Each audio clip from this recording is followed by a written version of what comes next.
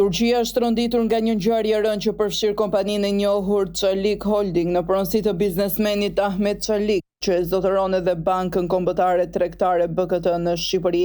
Ngjarja ka ndodhur muajin e kaluar në Stamboll, kur Erole Grek, 49 vjeç, një ish-punonjës i një prej minjerave të Çelik Group, shkoi përpara zyrave të kompanisë për të kërkuar pagesa që i takonin. Sipas raportimeve, ai kishte fituar gjyqin për të marrë pagat e prapambetura, por kompania kishte refuzuar të zbatojë vendimin.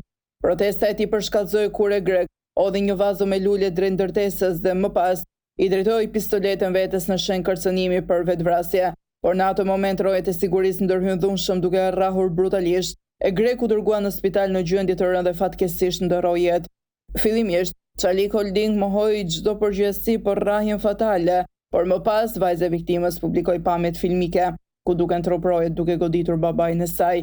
U bëj thirrje të gjithë atyre që kanë ndërgjegje mos lejoni që të harrosh, shkroi ajo në rrjetet sociale, duke shpërndar videon tronditëse që ndezi reagime të forta.